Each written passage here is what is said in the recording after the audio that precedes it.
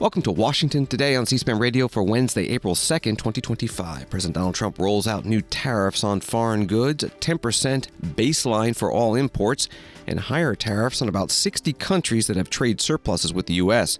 The president saying for years hardworking American citizens were forced to sit on the sidelines as other nations got rich and powerful, much of it at our expense. But now it's our turn to prosper. The Senate is getting ready to vote on a resolution offered by Tim Kaine, Democrat of Virginia, to cancel the national emergency on fentanyl that President Trump has used as a legal basis for imposing tariffs on Canada. Supreme Court hears a case involving South Carolina barring Planned Parenthood from Medicaid if that organization provides abortion services. We'll talk about it with CQ Roll Call legal affairs reporter Michael Macagnone. Republicans celebrate 2 wins in Congressional Special elections in Florida, while Democrats are happy by a victory in a contest for Wisconsin State Supreme Court judge, where the losing candidate was heavily financed by billionaire Elon Musk. Education Secretary Linda McMahon meets with House Democrats about the Trump administration plans to close the department, and then they both end up outside at the same news conference. And Special Assistant to Health and Human Services Secretary Robert F. Kennedy Jr. explains the rationale for reducing the department's workforce by 20,000. From Associated Press, President Donald Trump declared on Wednesday a 10% baseline tax on imports from all countries and higher tariff rates on dozens of nations that run trade surpluses with the U.S., threatening to upend much of the architecture of the global economy and trigger broader trade wars. The president spoke in the White House Rose Garden, first explaining the rationale for the tariffs. Our country and its taxpayers have been ripped off for more than 50 years, but it is not going to happen anymore. It's not going to happen.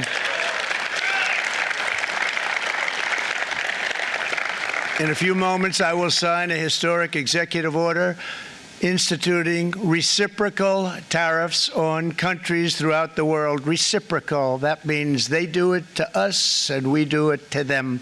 Very simple. Can't get any simpler than that. This is one of the most important days, in my opinion, in American history. It's our declaration of economic independence.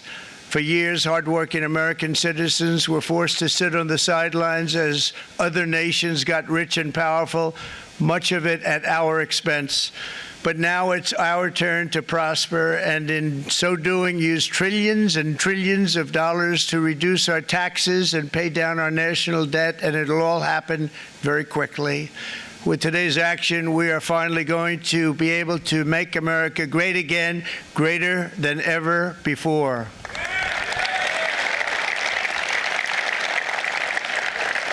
Jobs and factories will come roaring back into our country, and you see it happening already. We will supercharge our domestic industrial base. We will pry open foreign markets and break down foreign trade barriers. And ultimately, more production at home will mean stronger competition and lower prices for consumers. This will be indeed the golden age of America. It's coming back. We're going to come back very strongly. President Donald Trump in the White House Rose Garden. He also said that all of the foreign presidents, prime ministers, kings, queens, ambassadors, and everyone else who will soon be calling to ask for exemptions from these tariffs, I say, terminate your own tariffs, drop your barriers. He also said if they complain, if you want your tariff rate to be zero, then you build your product right here in America because there is no tariff.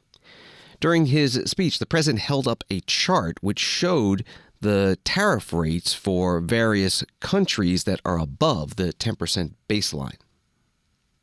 For nations that treat us badly, we will calculate the combined rate of all their tariffs, non-monetary barriers, and other forms of cheating. And because we are being very kind, we're kind people, very kind. You're not so kind when you got ripped off with your salaries. My auto worker friends and my Teamster friends and all of the unions that typically voted Democrat, they're not voting Democrat anymore because worker, whether union or non-worker, they're for the Republicans now. That's what happened. But we will charge them approximately half of what they are and have been charging us. So the tariffs will be not a full reciprocal. I could have done that, yes, but it would have been tough for a lot of countries. We didn't want to do that. I'd like to see the chart if you have it. Could you bring it up, Howard? This is our great Secretary of Commerce, Howard Lutnick. Thanks, Howard. So if you look at that, China, first row, China, 67%. That's tariffs charged to the USA, including currency manipulation and trade barriers. So 67%, I think you can, for the most part, see it. Those with good eyes, with bad eyes. We didn't want to bring, it's very windy out here. We didn't want to bring out the big charts because it had no chance of standing. Fortunately, we came armed with a little smaller chart. So it's 67%, so we're going to be charging a discounted reciprocal tariff of 34%. I think, in other words, they charge us, we charge them less. So how can anybody be upset? They will be, because we never charge anybody anything, but now we're going to charge. European Union, they're very tough, very, very tough traders. You know, you think of the European Union, very friendly. They rip us off. It's so sad to see. It's so pathetic. 39%, we're going to charge them 20%, so we're charging them essentially half. Vietnam, great negotiators, great people. They like me, I like them. The problem is they charge us 90%. We're going to charge them 46% tariff. President Donald Trump in the White House Rose Garden, holding up that chart with the additional tariffs for certain countries. United Kingdom will get a 10% tariff, Taiwan 32%, Japan 24%, South Korea 25%. Earlier, before the extent of the president's new tariffs were made public, the Senate Minority Leader Chuck Schumer, Democrat from New York, spoke on the Senate floor. Today, Donald Trump takes a sledgehammer to the American economy and even to the American dream. With the flick of a pen, Donald Trump is set to unleash the most reckless tsunami of tariffs Americans have seen in over half a century. Prices will rise on virtually every kind of product: produce, medicines, cars, homes, appliances, metals, paper products, beer, lumber, fertilizer, and more. But is Donald Trump worried? Not even a little bit. In fact, he said the other day he couldn't care less if prices go up. You hear that, America? Life is about to become far more expensive, and Donald Trump, the billionaire who promised to bring down inflation on day one, says he could not care less if you have to pay more. Maybe tariffs aren't such a bad deal if you're rich like Donald Trump and the people running this MAGA government. They are in such a bubble.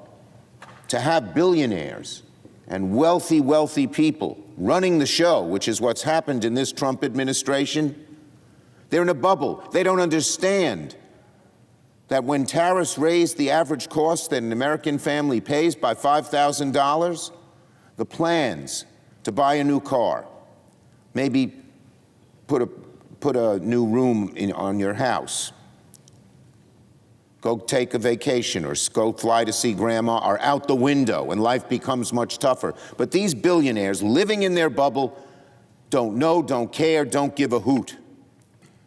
For average families, Donald Trump's trade war is a financial gut punch. The average household is going to pay on average $6,000 extra a year. And why is Donald Trump so dead set on starting this ill-conceived trade war? Simply to pay for his tax breaks for billionaires. They talk about all the money they're going to gain, and what are they using it for? Reducing taxes on the very wealthy. The Senate Minority Leader Chuck Schumer, Democrat from New York, on the Senate floor earlier today before President Trump announced late afternoon the new tariffs. Tariff policy also came up today during testimony from Boeing CEO Kelly Ortberg before the Senate Commerce, Science, and Transportation Committee, questioned by Senator Ben Ray Lujan, Democrat from New Mexico. Later today, President Trump plans to announce reciprocal tariffs against a number of countries. Few details are known beyond this. If the Trump administration moves forward with proposed tariffs, what impact would this have on Boeing's operations, particularly your suppliers and workforce in states like New Mexico?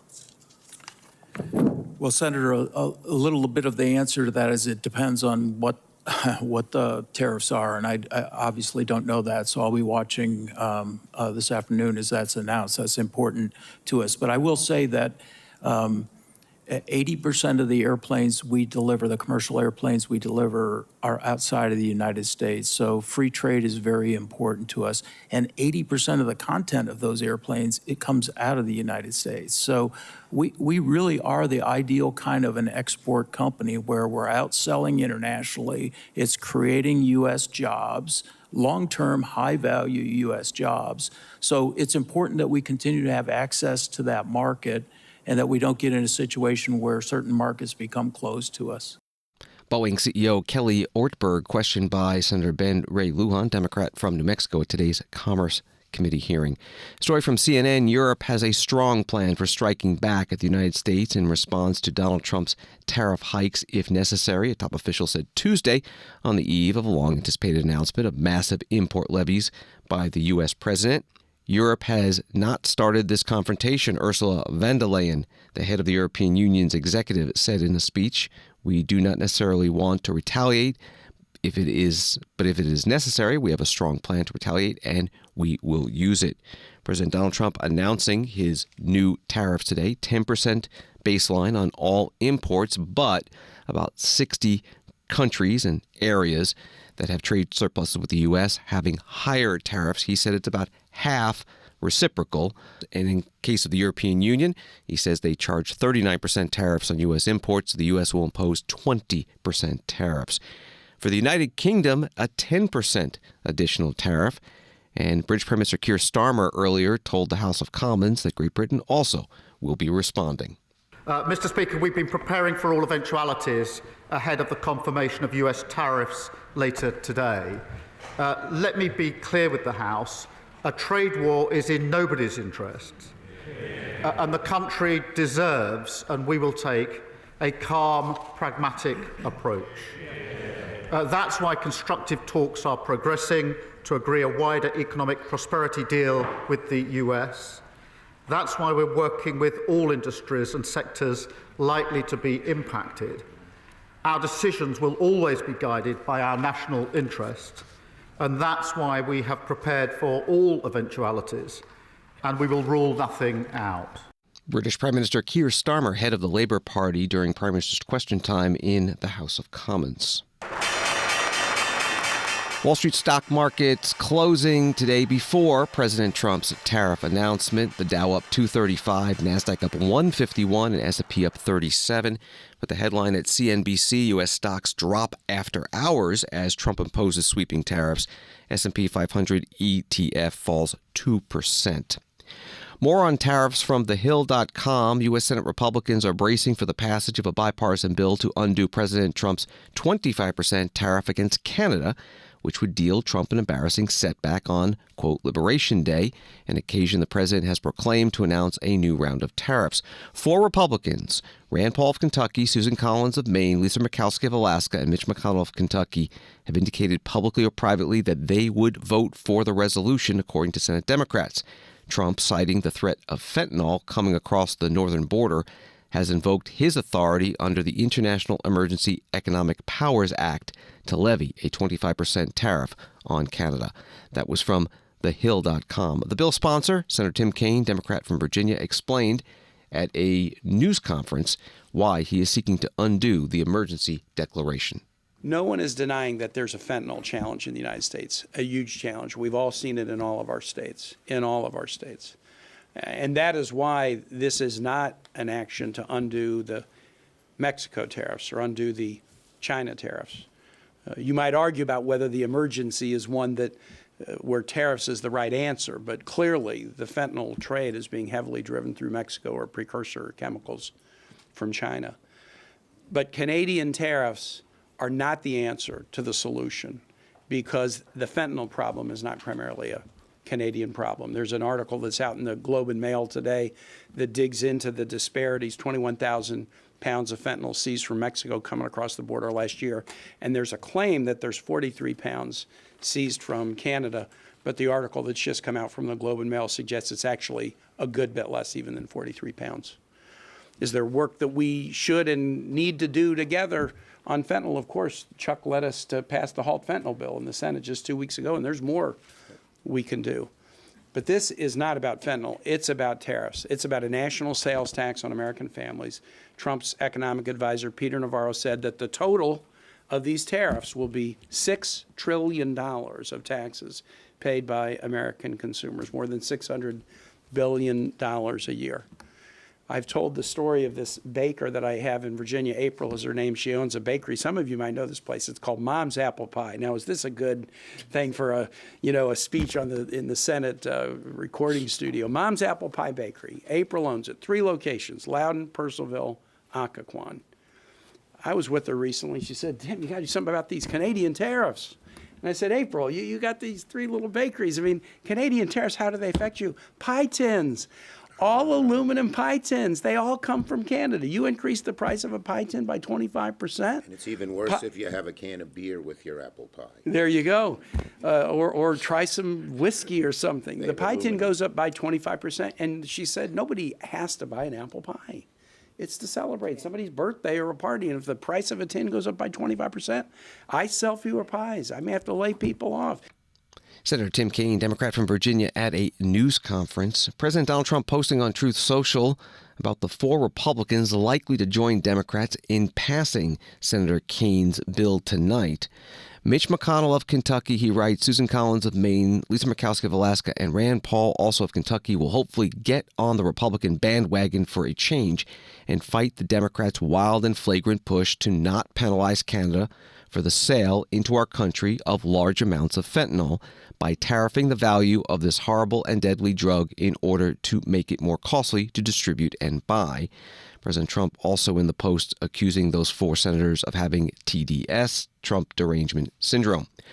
On the Senate floor, Senator Pete Ricketts, Republican from Nebraska, said that he opposed Senator Kaine's bill.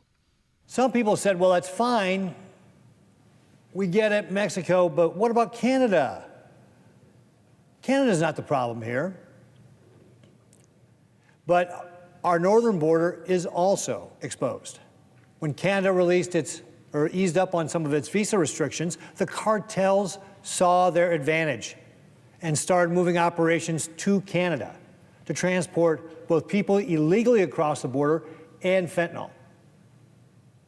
In fact, 60 Minutes just did a story where they talked to one of these cartel drug smugglers about what he was doing. And he said that this one smuggler was responsible for moving 30 kilograms of fentanyl across the border from Canada into the United States every month. That's enough to kill 15 million Americans. And he was doing it every month, and that was one smuggler. Now, he also said that lately it had been quiet. They hadn't been moving as much fentanyl. And again, that gets back to President Trump taking a stand to get our neighboring countries to start enforcing their border, to put more resources there, and to start blocking this fentanyl before it gets into our country. These policies are having an impact. They are working. We need Canada and Mexico to continue to do more. President Trump is using his powers to be able to help stop that flow of fentanyl. We are here standing up for secure borders, standing up for American families, standing up for those families who have lost loved ones already to this terrible scourge. Senator Pete Ricketts, Republican from Nebraska, on the Senate floor. A vote is scheduled tonight on Senator Tim Kaine's bill that would reverse President Donald Trump's emergency declaration on fentanyl that led to the 25% tariffs on Canadian goods. This is Washington Today. Supreme Court heard oral argument today over whether South Carolina can ban Planned Parenthood from receiving Medicaid funding if that organization performs abortions. The case is Medina v. Planned Parenthood South Atlantic, and the current legal question is, can a Medicaid beneficiary bring a civil suit to enforce the Medicaid Act's free choice of provider? Coming up, we'll talk with a CQ Roll Call legal affairs reporter about how the justices have approached this. First, some of the oral argument. A lot of discussion was about whether the free choice language was a right or a benefit. Justice Sonia Sotomayor questioning John Birch attorney for South Carolina's Health and Human Services Director. It seems a little bit odd to think that a problem that motivated Congress to pass this provision was that states were limiting the choices people had. Some states were saying only state facilities would provide the benefit. Other states were identifying a more limited subset of providers.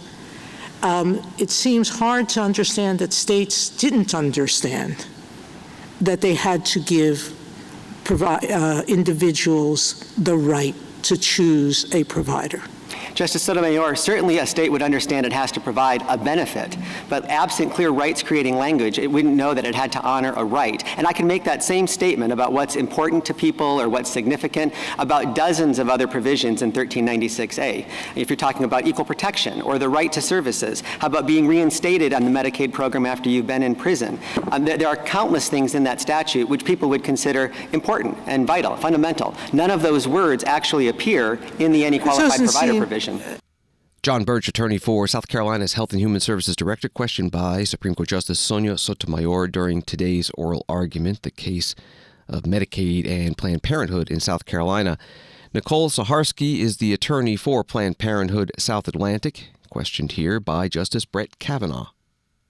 I think the difficulty arises because of trying to draw the distinction between benefits and rights, and Gonzaga draws this line, and that's trying to make sense of prior precedent, and it's very elusive, and I think that's why there's a search for how can we draw the line. What guidance would you give us on how to do that going forward, or how to set out a principle that's not going to be just eye of the beholder? Right. Rights-creating language confers an individual entitlement. It's for an individual, and it is a protection and entitlement to something. Benefits, language that addresses benefits or creates benefits, which is often policy or practice language, is aggregate language, like that refers to a policy or practice, that has an effect on, a beneficial effect on individuals, but it's not focused on protecting some particular right or entitlement of the individuals. And if we look at the language here, here's how we know that it's not a benefit, but protecting a right.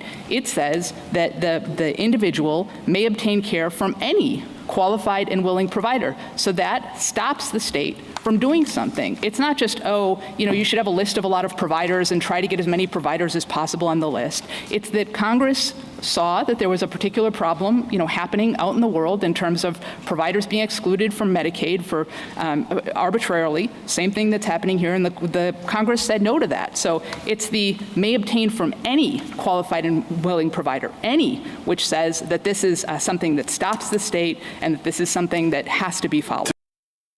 Nicole Saharsky, attorney for Planned Parenthood South Atlantic, questioned by Supreme Court Justice Brett Kavanaugh. Joining us now to discuss the Supreme Court oral argument in the case Medina v. Planned Parenthood South Atlantic is Michael Macagnone, legal affairs reporter for CQ Roll Call. Thank you for being with us. The premise of the case was Planned Parenthood kept out of South Carolina's Medicaid program because it performs abortion, but the case is not really about abortion. What is the legal issue?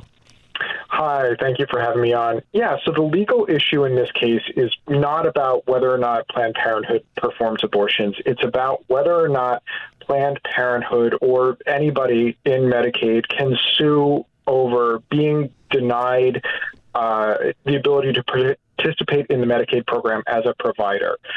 So in addition to providing abortion services, Planned Parenthood provides any number of family planning services, contraception, things like that are covered by Medicaid, and South Carolina wanted to cut them off. What did you hear from the justices about which way they may fall on this? Well, a number of the conservative Republican-appointed justices were, very skeptical of the idea that somebody should be allowed to sue under this statute. They brought up the possibility of requiring Congress to be very clear when allowing somebody to sue under Medicaid or a similar law.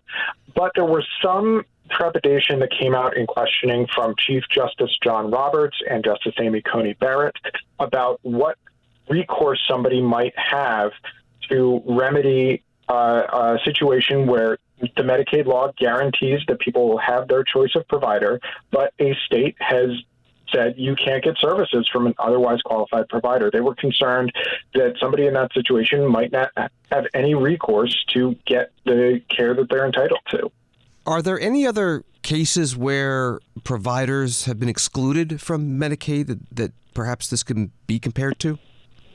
So there are a couple of cases that are bubbling up through the courts about this kind of issue, primarily over issues like Planned Parenthood or other abortion providers getting reimbursed for other services that they provide. It actually came up in oral argument. Justice Elena Kaine brought up the possibility that if the Supreme Court were to rule in South Carolina's favor, it would allow states to potentially deny access to the program for providers who provide abortions or don't provide abortions, or provide contraception or don't provide contraception, and just sort of lead to a patchwork of coverage across the country. There were 3 lawyers that argued before the Supreme Court today, one for South Carolina, one for Planned Parenthood, and also from the Federal Department of Justice. So the Trump administration weighed in. Which side?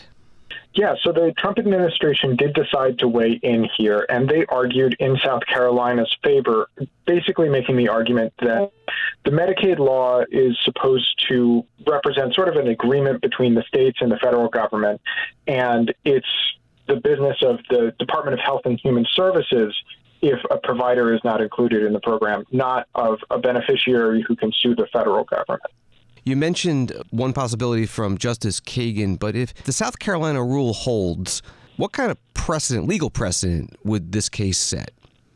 Well, some of the discussion in this case has been that a decision here could restrict the ability of people to sue if they're denied coverage or denied a preferred provider under Medicaid, but it could also have broader repercussions across the federal government if the Supreme Court decides to make a broader rule about when you can sue when you're denied a federal right or benefit. And when might we get a decision in the case? Well, in terms of federal courts, we're going to get a decision fairly quickly. Usually the Supreme Court issues decisions in all of its cases for the year by the end of June. Occasionally it has sort of leaked into the first week or two of July.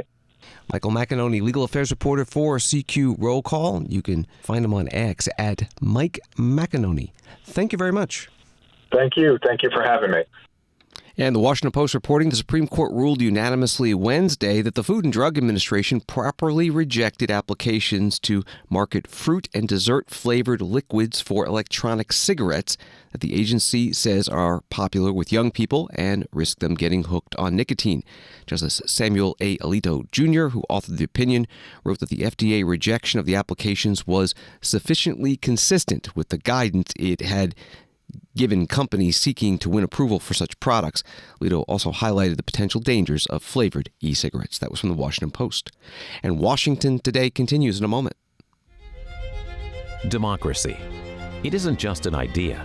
It's a process shaped by leaders elected to the highest offices and entrusted to a select few with guarding its basic principles. It's where debates unfold, decisions are made, and the nation's course is charted.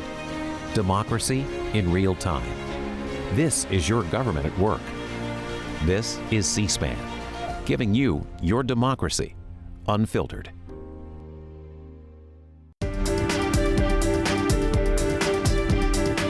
Welcome back to Washington Today, available as a podcast on the free C-SPAN Now mobile app and wherever you get your podcasts.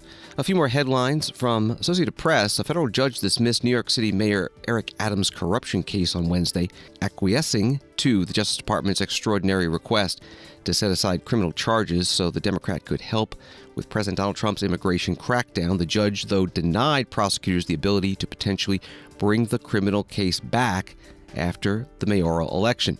Judge Dale E. Ho's order to dismiss the case with prejudice spares Adams from having to govern in a way that pleases President Donald Trump or potentially risk having the Republican Justice Department revive the charges. That was from AP.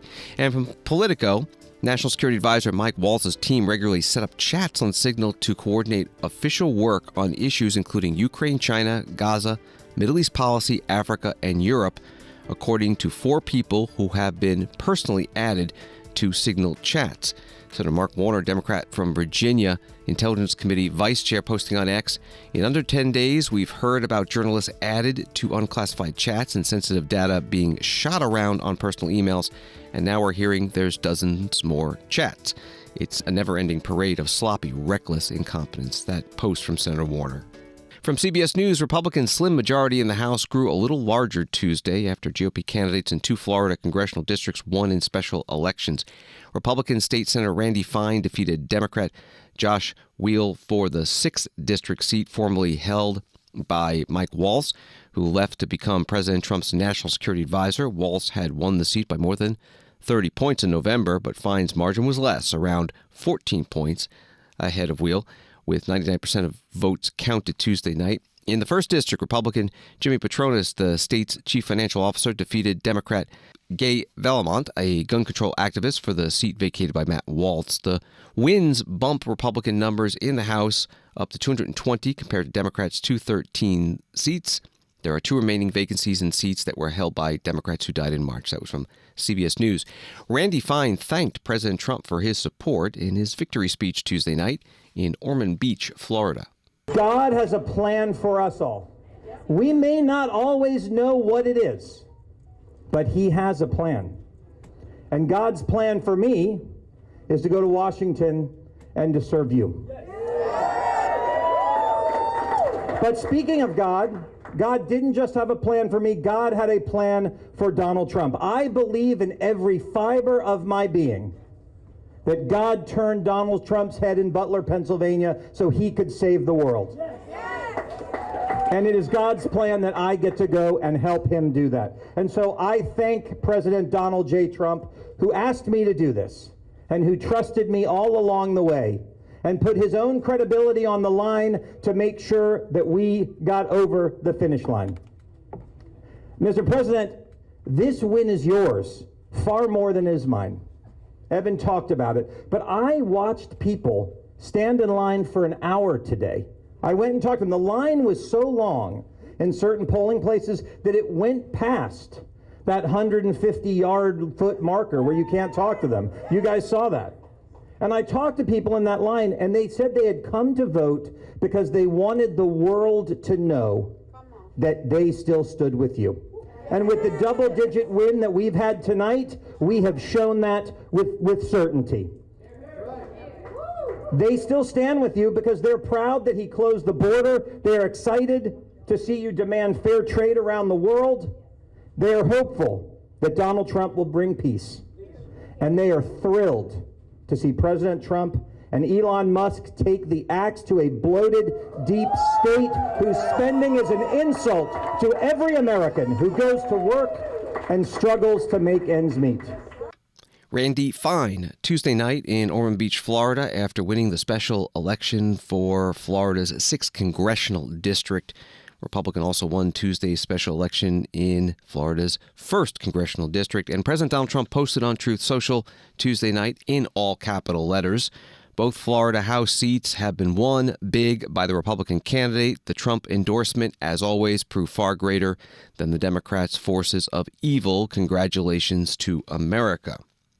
Today, the U.S. House Minority Leader Hakeem Jeffries, Democrat from New York, was asked about the election results at his news conference on Capitol Hill. Democrats massively outfunded and outraised the Republicans in these Florida House races, but still lost by double digits in both of the congressional districts. So what's your takeaway from these races, and what do you think that this means? What implications does this have for 2026? Well, I mean, Florida won. Donald Trump won by 37 points in November. In Florida 6, Donald Trump won by 30 points. These are deeply Republican districts. Why in the world were they even competitive?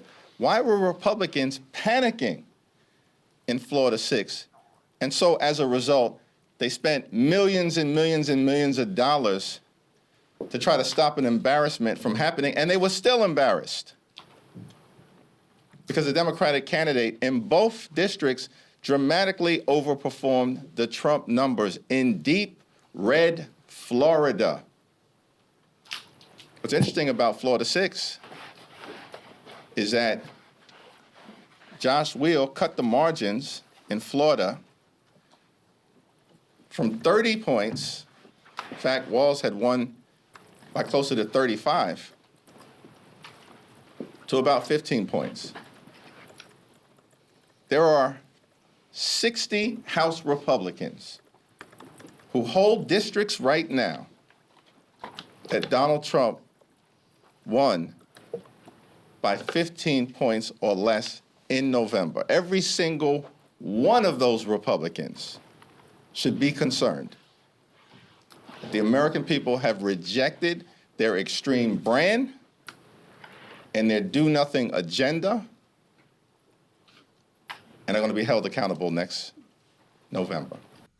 The House Minority Leader Hakeem Jeffries, Democrat of New York, at his weekly news conference today in the U.S. Capitol. He was also asked about his comments earlier in the week on another open congressional seat that, if there were a race, likely to be won by a Democrat, and apparently will not have a special election anytime soon.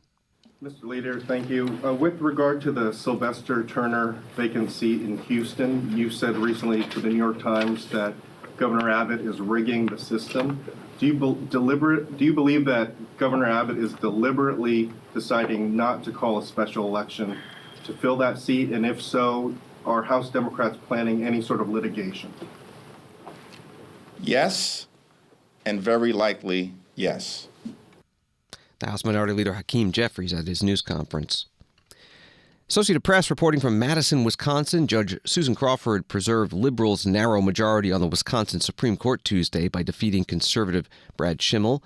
But in a way, the real loser of the election was billionaire Elon Musk. Musk and his affiliated groups sank at least $21 million into the normally low-profile race and paid 3 individual voters $1 million each for signing a petition in an effort to goose turnout in the pivotal battleground state contest. That made the race the first major test of the political impact of Musk, whose prominence in President Donald Trump's administration has skyrocketed with his chaotic cost-cutting initiative that has slashed federal agencies. That was reporting from Associated Press. Susan Crawford gave her victory speech Tuesday night in Milwaukee. Today, Wisconsinites fended off an unprecedented attack on our democracy. That's right. Our fair elections and our Supreme Court. And Wisconsins stood up and said loudly that justice does not have a price. Our courts are not for sale.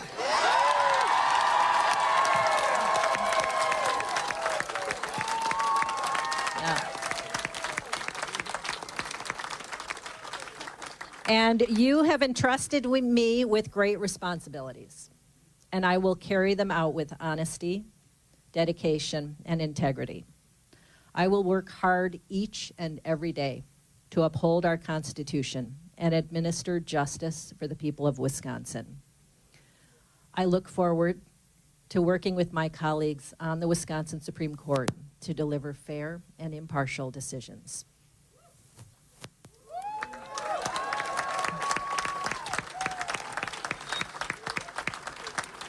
And while we celebrate tonight, I want to share some words of the great Honorable Thurgood Marshall, which I find fit the unprecedented moment we are living in.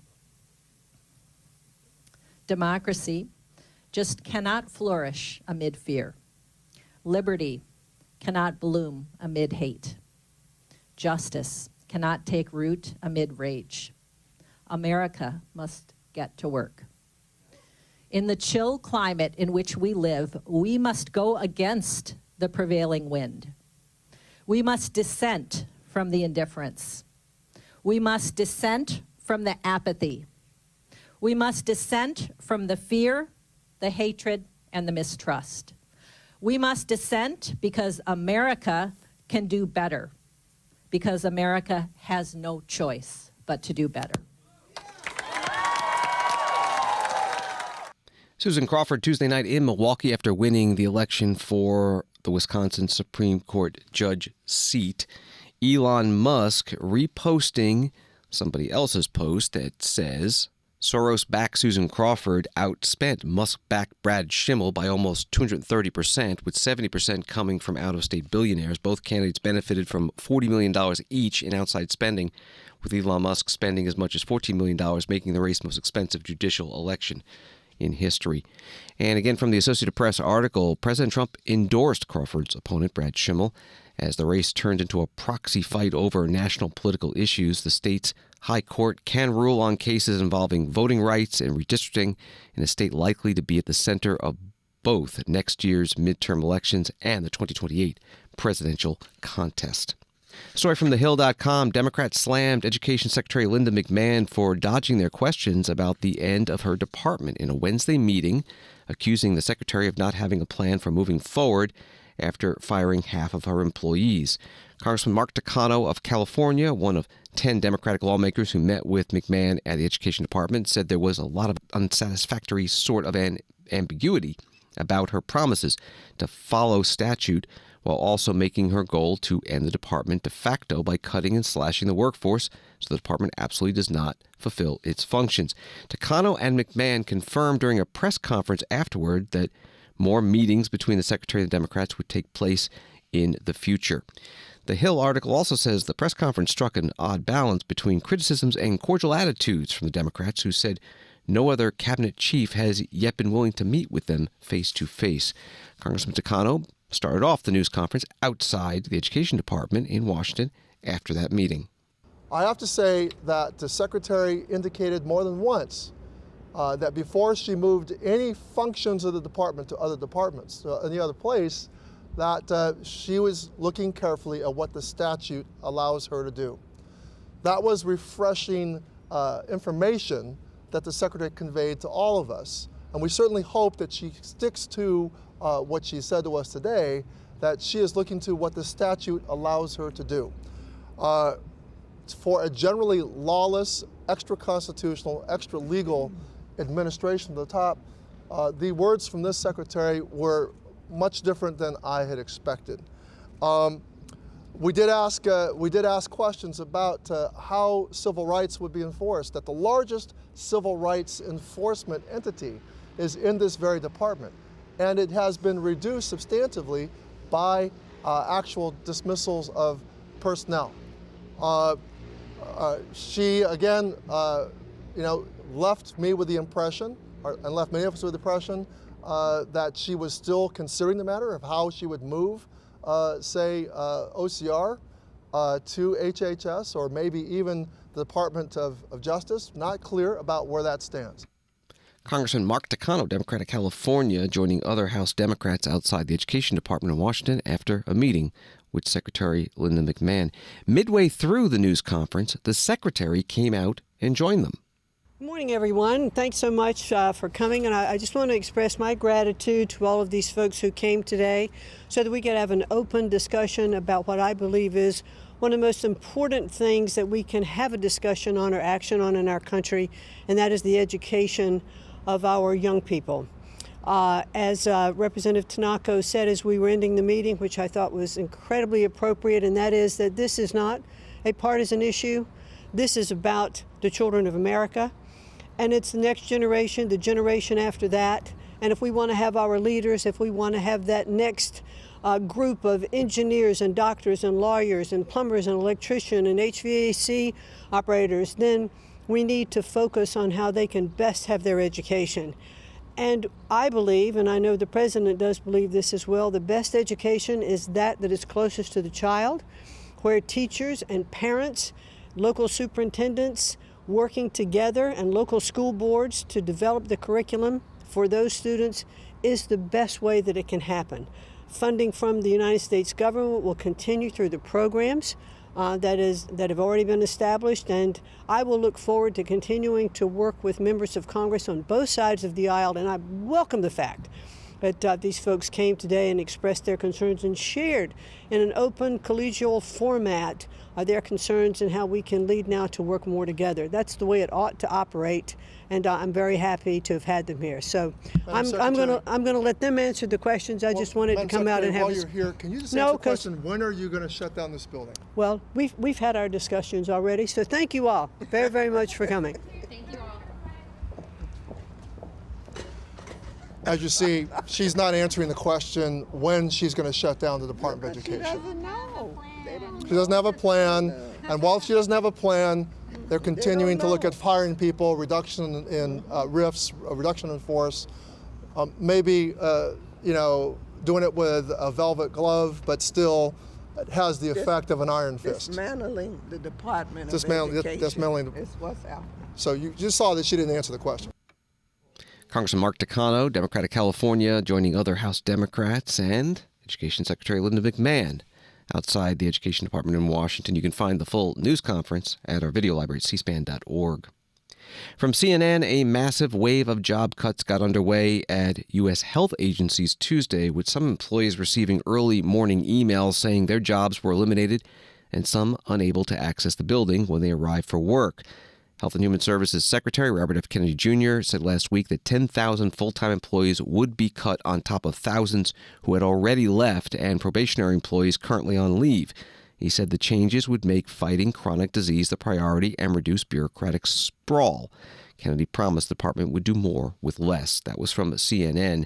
Today, Callie Means, a special government employee for Robert F. Kennedy Jr., and also TrueMed telehealth platform co-founder, was interviewed at a Politico healthcare summit. What do you say to people in the public who are concerned now about drug safety, about whether we're prepared for the next pandemic when these cuts have happened so hard, so fast? Yeah, I'd say to the reporters in the room and the lobbyists in the room, I mean, obviously make your case, but I'd truly ask for, as you're making it, a little bit of humility about what the voters were trying to say by putting Bobby Kennedy Jr. in this position of power. I would a little bit of humility to ask why Bobby Kennedy, along with President Trump, are the two most popular political figures in America by far. What the voters are trying to say, and I think they were right, is that the system is really on the wrong track. That the existing health authorities, just demonstrably, the NIH oversaw, and this is just consensus at this point, the literal creation of a pandemic. The NIH, whose goal is to promote American health, has overseen a devastation, just an abject devastation in American health over the past 20 years, with disease rates skyrocketing in America, leading the world of almost every single chronic disease, with rates of nearly every single chronic disease being at an all-time high among kids. There's been very little innovation with small pharma, with innovative therapeutics at the FDA. It costs $1 billion to get through the process. CMS is an agency that's much larger budget than Defense Department, that's controlled by the American Medical Association, which is a pharmaceutical lobbying group and is almost predominantly sick care. So there's real problems, and when you turn on CNBC, it's just a nonstop. It's a nonstop infomercial for pharma. It's a Sky Rizzi commercial followed by Scott Gottlieb saying how Bobby's killing people, followed by a breathless coverage of the measles outbreak and no mention of the mental health crisis. How does cutting a bunch of HHS solve that problem? It is insane. It is insane for you to insinuate that the thing standing between us and better health is more government bureaucrats. Like That's not what I'm insinuating. That is what everyone's saying. It is absolutely insane to insinuate that it's some crime. It's not all bureaucrats. It's a lot of scientists. It's researchers. It's people who are making sure that those scientists fundamentally have overseen, just demonstrably, a record of utter failure. It would be insane. Is that funny? Not true. Is that not true? I'd love to hear how, so what metrics would you guys point to for how the scientific community, how the 4 times more per capita on healthcare spending that we spend in America versus other countries has produced innovation? Has there been one single chronic disease medication in modern American history that has lowered rates of the chronic disease? It is appropriate that the American Academy of Pediatrics right now, which is 90% funded by pharma, is pushing Ozempic on 6-year-olds. Kelly, that is what the medical authorities are doing. Why not then use the power that you guys have to push the existing infrastructure in that direction instead of slashing it altogether? It's not slashing. It's taking it back to 2017 levels. That's not slashing. The amount of bureaucrats. It's more like 2002 levels, actually. In many cases, it's actually just not that much. But it is cutting, what is it, 20,000 people? It's taking it back to, it's taking the HHS back to 68,000 employees. Callie Means is a special advisor to Health and Human Services Secretary Robert F. Kennedy Jr., interviewed by Dasha Burns, Politico's White House bureau chief, at today's Politico Healthcare Summit in Washington. Transportation Secretary Sean Duffy testified today before the Senate Environment and Public Works Committee about surface transportation. He reaffirmed his commitment to working with Congress to resolve the backlog of about 3,200 approved projects without signed grant agreements.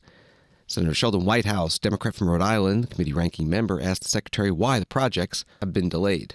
I don't think you have a study on this, but could you give me your, take from what you've seen so far as to how many of those 3,200 stuck projects are stuck because of the demand from the White House to have words they don't like equity and climate, scrubbed out to meet the, new anti-heretical requirements of these orders, and how much of it is actually a substantive problem with the infrastructure itself? So I appreciate the question, Senator. And again, these projects, many of them date back 3.5 years. And so to think that we can move through in 2 months 3,200 announced projects is it's impossible for us to do that so quickly. The problem is not that we're going through these grant NOFOs, right? Looking for the green and the social justice. But we are looking for it because it might not be interesting to you, I take your point, but if you're putting on additional requirements with regard to green or social justice, well, that drives up the cost of a project. That takes the project a longer time frame in which to complete. And I would just note that all of you on this committee and in this body, you considered, should we include green? Should we include social justice requirements in the IIJA? You debated it, and you didn't put it in there. And this administration, the last administration, actually put the requirements that you considered but didn't include. They put it in the grant agreements. And so I'm actually complying with the will of the Congress by pulling it out. Because it's going to take longer, let me just cost ask more. you to consider whether the delay of going through that heresy hunt is worse than whatever the added cost is from having those words included in the grant application. I've been there for 2 months, and I don't believe following the will of the Congress is heresy. I think when I don't follow the will of Congress, I'm sure I will hear from you. So I have due respect for you, Senator, and for this body, and I'm following your will by pulling out the green and the social justice, which is not just language. It doesn't say green, green, green, green, green, social justice, social justice. There's requirements in these proposals that I'm pulling out. My time is up, so to be continued. Thank you very much for being here. We will continue this conversation, but I'm taking my colleagues' time right now. And I appreciate your invitation to come to Rhode Island. I can't wait to go. I was there over the summer, and it was beautiful. You're going to love it. Transportation Secretary Sean Duffy before the Environment and Public Works Committee, questioned by the ranking Democrat Sheldon Whitehouse of Rhode Island. The secretary referred to NOFO, that's Notice of Funding Opportunity. He also referred to the IIJA, that's the Infrastructure Investment and Jobs Act, also known as the Bipartisan Infrastructure Law, signed into law by former President Biden in 2021. Thanks for listening to Washington Today. Sign up for C-SPAN's evening newsletter word for word and get the stories making headlines in Washington emailed to you every day. Subscribe at cspan.org/connect. Have a good night.